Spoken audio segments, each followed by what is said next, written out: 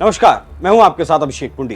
दिल्ली के मुख्यमंत्री 50 दिन की तिहाड़ यात्रा के बाद वापस दिल्ली लौट आए हैं। सुप्रीम कोर्ट ने केजरीवाल को 23 दिन की जमानत दी और कहा कि 2 जून को आप वापस जेल में सरेंडर करेंगे। इन 23 दिनों में केजरीवाल को चुनाव प्रचार करना है, जो उन्होंने शुरू भी कर दिया। प्रचार की शुरुआत एक प्रेस कॉन्फ्रेंस से की गई। इस प्रेस कॉन्फ्रेंस में प्रधानमंत्री को तानाशाह बताया गया, भविष्यवाणी की गई, बताया गया कैसे 4 जून के बाद विपक्ष के सारे बड़े नेता जेल जाने वाले हैं और यह भी बताया कि 4 जून के बाद मोदी का असली मिशन क्या है। पहले आप सुनिए कि केजरीवाल के मुताबिक मोदी का मिशन क्या है। एक बेहद खतरनाक मिशन चालू किया हुआ है प्रधानमंत्री जी ने, बहुत ही खतरनाक। देशवासियों को यह समझने की, अब जब मैं बोलने जा रहा हूं, समझने की जरूरत है। उस मिशन का नाम है वन नेशन वन लीडर। देश के सारे नेताओं को खत्म करना चाहते हैं मोदी जी, और इसको 2 स्तर के ऊपर इस मिशन को चला रहे हैं। जितने विपक्ष के नेता हैं उनको जेल भेजेंगे और जितने बीजेपी के नेता हैं उनको सबको निपटा देंगे, उनकी राजनीति खत्म करते जाएंगे, उनको सबको निपटाते जाएंगे।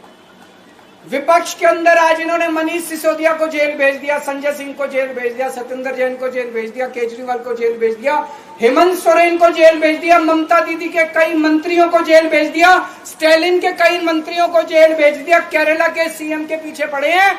अगर ये चुनाव जीत गए, मेरे से लिखवा लो एफिडेविट के ऊपर, थोड़े दिन के बाद ममता दीदी जेल में होंगी, तेजस्वी यादव जेल में होगा, स्टालिन साहब जेल के अंदर होंगे, पिनरई विजयन जेल के अंदर होंगे, उद्धव ठाकरे जेल के अंदर होंगे, जितने विपक्ष के नेता ये सारे जेल के अंदर होंगे।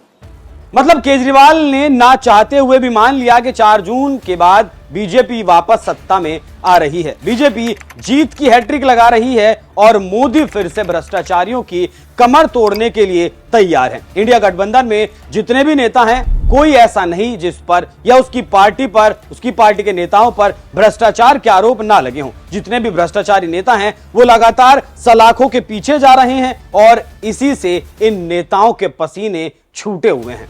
जीत का इन्होंने बीजेपी का एक नेता नहीं छोड़ा। आडवाणी जी की राजनीति खत्म कर दी इन्होंने, मुरली मनोहर जोशी की राजनीति खत्म कर दी, सुमित्रा महाजन की, शिवराज सिंह चौहान जिसने मध्य प्रदेश का चुनाव जीत के दिया इन लोगों ने, शिवराज सिंह चौहान ने उसको मुख्यमंत्री नहीं बनाया, उसकी राजनीति खत्म कर दी। वसुंधरा राजे की राजनीति खत्म कर दी इन्होंने, खट्टर साहब की राजनीति खत्म कर दी, डॉक्टर रमन सिंह की राजनीति खत्म कर दी। अब अगला किसका नंबर है? योगी आदित्यनाथ।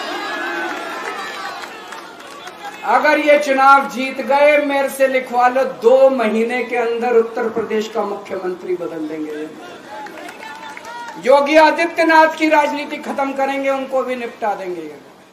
केजरीवाल का कहना है कि बीजेपी अपने नेताओं को खत्म कर रही है, लेकिन ये नहीं बता रहे कि बीजेपी किसी परिवार की पार्टी नहीं है। जैसे केजरीवाल कुर्सी से चिपके हैं, वैसे बीजेपी के नेता कुर्सी से नहीं चिपके रहते, उसके उत्तराधिकारी होते हैं। बाप के बाद बेटा यहां मुख्यमंत्री नहीं बनता। तो केजरीवाल ने जो कहा है उससे बौखलाहट तो साफ झलकती है, लेकिन यहां एक बात और समझने की जरूरत है, और वो ये कि राजनीति नैरेटिव के आधार पर चलती है और केजरीवाल नैरेटिव बनाने में नंबर 1 खिलाड़ी हैं, और यही केजरीवाल ने अब फिर किया है। केजरीवाल अपने बयान से बीजेपी के भीतर आग लगाना चाहते हैं। केजरीवाल सोच रहे हैं कि बीजेपी के भीतर टकराव हो जाए, योगी जाकर सीधे मोदी से भिड़ जाएं, पार्टी के नेताओं का ध्यान चुनाव से हटकर आपस की लड़ाई में बढ़ जाए। केजरीवाल ने जनता के सामने एक नैरेटिव गढ़ने का काम किया जो कारगर साबित नहीं होने वाला है। केजरीवाल ने यह भी कहा कि मोदी अगले साल तक ही प्रधानमंत्री रहेंगे। उसके बाद अमित शाह ने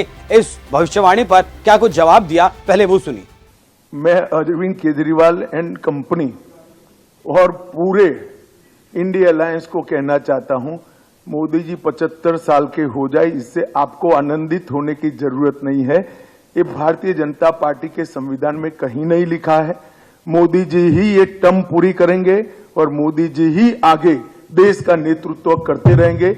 इसमें भारतीय जनता पार्टी में कोई कंफ्यूजन नहीं है। ये कंफ्यूजन खड़ा करना चाहिए। अमित शाह जी। शाह ने केजरीवाल की भविष्यवाणी की धज्जियां उड़ाकर रख दी और बता दिया कि असल सच्चाई क्या है। तो केजरीवाल जो नैरेटिव बनाने की कोशिश कर रहे थे उसकी तो शाह ने हवा निकाल कर रख दी। अब केजरीवाल बेचारे क्या करेंगे वो देखने वाली बात होगी। लेकिन केजरीवाल खौफ के साए में तो जरूर है और वो साफ झलक भी रहा है। वैसे आपकी केजरीवाल के इन बयानों पर क्या कुछ राय है? अपनी राय हमें कमेंट कर जरूर बताएं। नमस्कार।